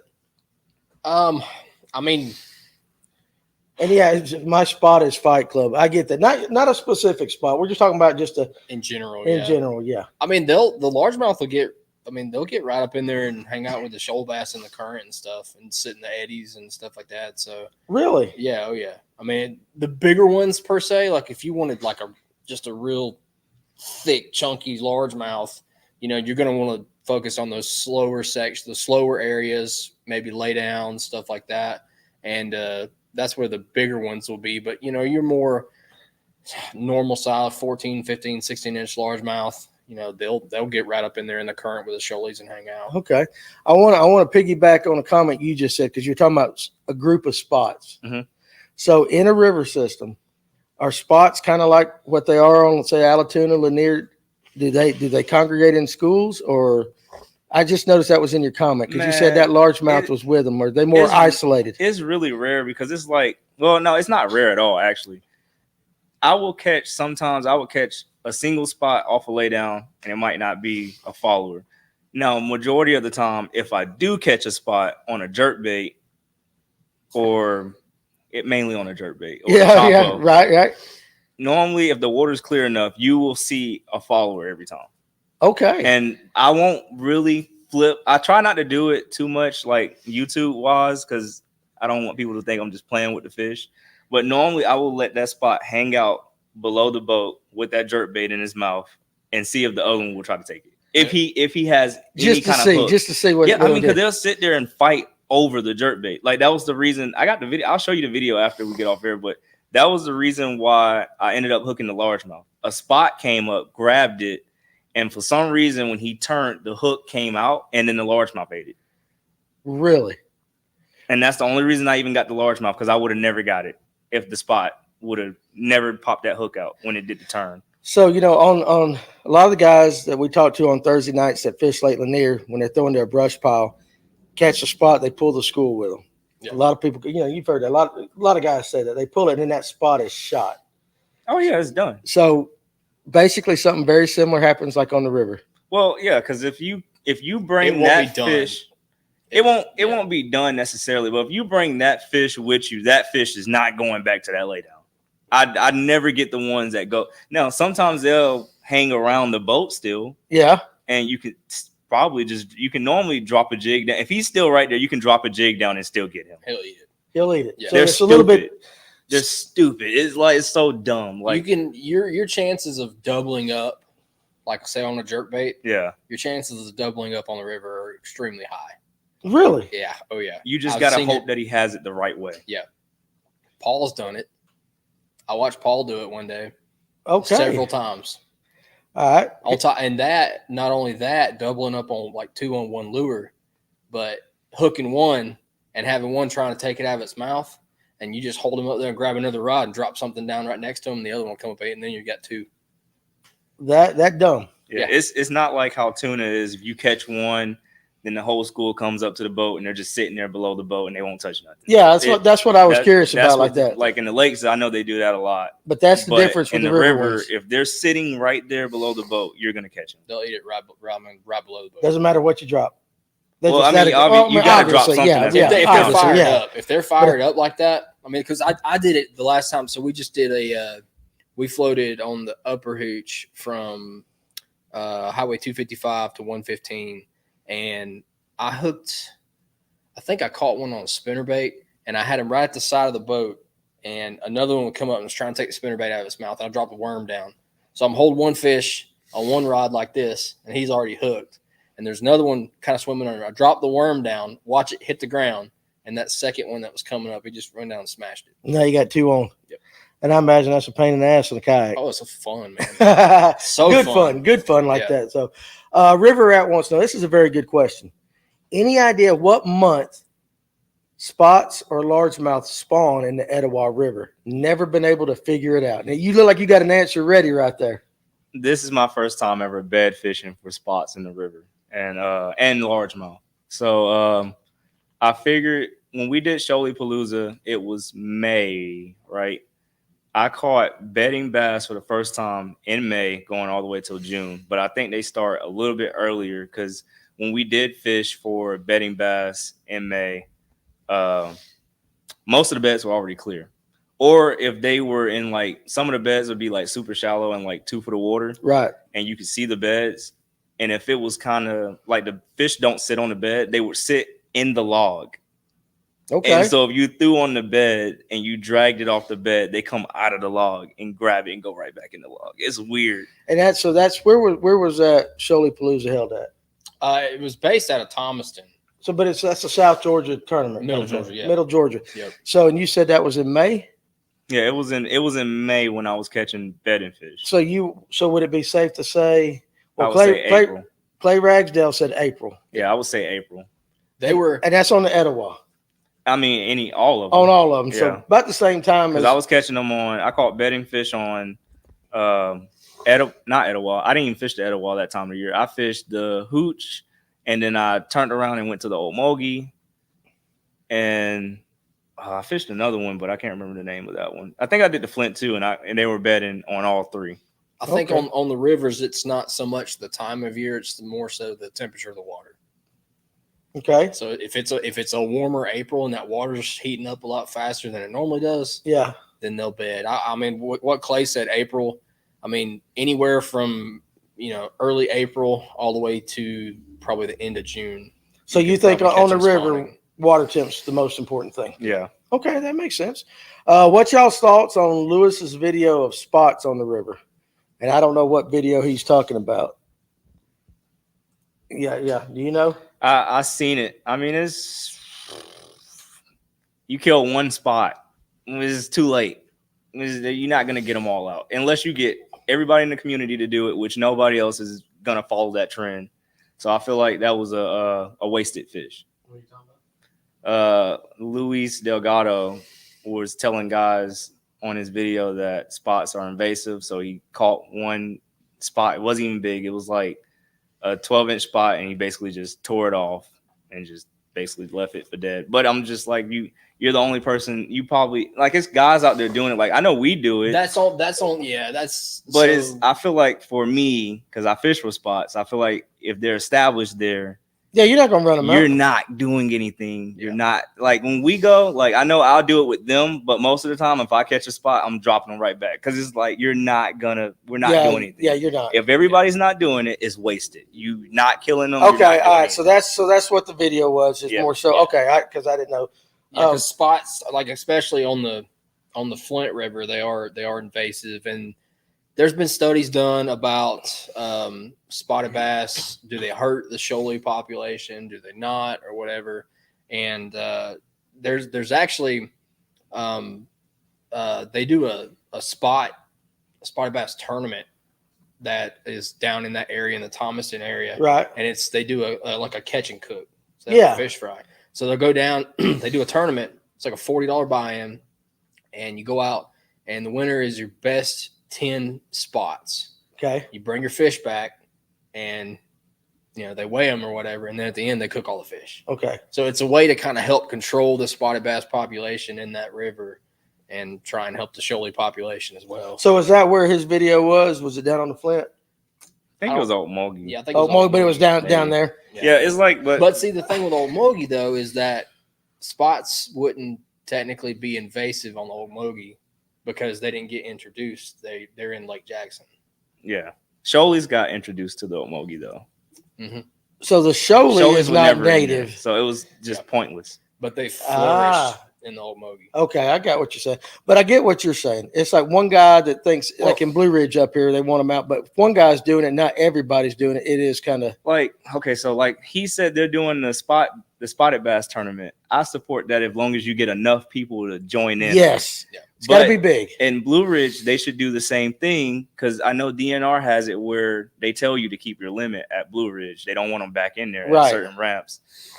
And TVA is actually stocking smallmouth every year. So I feel like at Blue Ridge, if you're stocking smallmouth, you should be keeping spots. There's no reason for nobody to be dropping them back in. Right. And I understand, like, you catch a 5-pound spot at Blue Ridge, and I think there are Alabama bass in there anyway. Mm-hmm. But if you catch like a 5-pounder, it's kind of hard to just take a 5-pounder out, and I get you. It's tough. So that's why I get kind of upset when guys like kill them, because I'm like, if the whole community is not doing it, is one person's not going to make a difference. Yeah, no, I agree with you 100%. No, I agree with you on that. You know, the spots were not in Blue Ridge. It used to be a hell of a smallmouth. Yeah. Right? Spots have ruined that, and I've heard a lot of people say that about doing it. But you're right. If your guys that are fishing the tournaments up there on Blue Ridge are catching and releasing them because they like to fish for them, it's not going to do any good. And that's another thing too, is like people these days, there's a stigma about keeping fish to eat. You know, people really rag people hard to do that. So it's kind of hard to get the community around it. But like you're saying, if one guy's doing it, you ain't doing nothing. You're not doing it. Okay, I get that. So spots got introduced in the early 2000s, if not a little bit before. So OC, I'm assuming he's talking about Okmulgee, is controlled by a dam. Excuse me, the Flint River is a natural river, and that makes a difference as well. That's an interesting kind of dilemma. I mean, I'm trying to think, about that, because a lot of people, if you want a pure strain, do they mess with the shoalies? I mean, I guess because you said sometimes. Sometimes they will. Like you'll catch a shoalie that has a tooth patch. Yeah, and that usually means it's got some amount of spotted bass in it or whatnot. Right. So Paul says some of the studies show that even in rivers with both, there isn't much interbreeding. So except that Atlanta stretch, I don't know what that's all about. Yeah, because you said it had all three of. If you're fishing anything below Morgan Falls, I'm catching shoalies that look like smallmouth and spot. They look totally different. They just don't even look like what you would catch in a normal river. Okay, all right, makes sense. All right, tournament anglers illegally stock spots in Blue Ridge, mostly from Notley and Chautauqua. So, I've heard that. So, all right, guys, we're getting a little late on in the evening. So, if you got any more questions, definitely want to throw them in there, because I know these guys work for a living, and I want to get them home. Back, and Peyton, I'm sure, is having the time of her life back there with Mullet Man. And so, definitely want to get these guys out of here. Take the jerk bait out of your hand. Oh, no jerk bait. He's going home. Yeah, going home. One bait. Rest of your life that you can fish with on a river. No jerk bait. You're taking the jerk bait? I'm taking the jerk bait from you because that's obvious. We know from now that you love a jerk bait. A fluke? A fluke. Okay. That's something that hasn't been brought up tonight. Technically, that's still a jerk bait. I know it is. You didn't say take the fluke away. Yeah, that's true. Okay, all right. Take the fluke away. Oh, my God. No jerk bait. You're not getting out of this one. No jerk bait style baits. A jig. Okay. Any particular style of jig? Is it regular arky? Is it a finesse? I'm finesse probably, or anything with a tungsten head, but mainly finesse. Or sometimes I'll throw like football heads here and there. Yeah. But I'm not really an expert on what jigs I like. If it just feels right in my hand, I'll throw it. I agree with you. That's normally how I go by the jigs. If it's not too heavy. Right. But if it just feels just right, I'll throw it. I let you keep the Chapo. I'm not throwing that all year round. Yeah, then I'll get skunked. I'm talking about for the rest of your life right there. How are y'all catching those river fish in the high muddy waters? Well, if you ask Blake, they ain't. They caught a few. All right, so okay. Get to a river. Been planning this trip for a week. You traveled down there. It rained, muddy water. You still want to fish. What are you throwing? You answering that first? I will. Yeah. I mean, when it comes to river, if it's high, like high water, you have to look at safety also. So that's where it's important to look at your river gauges.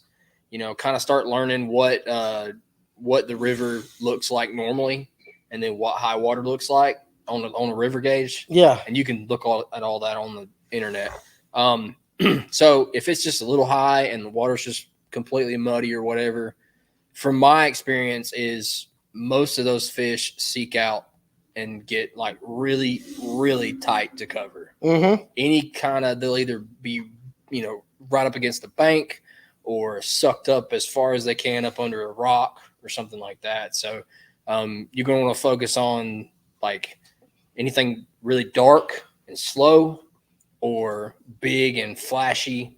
So like a big spinnerbait, you want to get it all the way up against a piece of cover, maybe let it sit there for a minute, fall or whatever, and then just work it as slow as you possibly can. Okay. What about you? What are you laughing at? I'm laughing at Mason. Dashawn Johnson won't take me fishing because he's scared I might skunk him. We're talking a lot of shit. Mason, come on. Yeah, I say you know that. But what about you? I'll use a jig, a spinnerbait, and a chatterbait. Okay, makes sense. Now, I didn't let you. We'll kind of end it on this. What was your one? You can't have a spinnerbait. You don't get a spinnerbait. One bait for the rest of your life in a river. Probably a fluke. See, I'll let him have the joke. That's what DJ said. Yeah. Fluke or a Texas rig trick one. There you go. Texas rig trick one. Okay, well, all right, guys. It's kind of late. It's a Tuesday night. I know these guys got stuff to do. So first of all, Dashawn, this is the first show you've done with me. I enjoyed having you up there, and I want to thank you for coming up here. Oh yeah, I appreciate you and Miss Peyton coming up here, and hopefully we can get you back on here. You do fish tournaments. Mm-hmm. So what if somebody wants to follow you, of course, give them your YouTube channel and your Instagram again. DJ the Bassmaster. It's spelled just how it sounds, and that's it. Yeah, and what tournament trail you fishing? GKFL, Georgia Bass, Peach State if I can, and I try to do nationals, depending on how far it is and if I got drill. If you got drill, you got that service first. What about you? What you got coming up? You got anything coming up? I mean, I don't really fish tournaments anymore. I used to, but you just fun fishing. Yeah, finance has gotten away. So I get that. Trust me, I know how that goes like that. So, all right. Well, again, guys, appreciate you joining us here on Tuesday night. It was a good show. These guys did it, and hopefully, I didn't make some of your followers mad by you not having to give up too much juice tonight like that. Yeah, I feel like they got enough. They got enough. They absolutely like that. So, guys, hey, we'll be back Thursday night with another great show. We'll be talking big lake bass fishing, and next week there will be no shows on Tuesday and Thursday night because we're going to be at ICAST, and we might try to do something live if we've got the feed down there because we will have our mobile podcast with us. Maybe reporting, doing some other stuff from ICAST. So appreciate you guys watching tonight, and you guys have a great evening. We'll see you.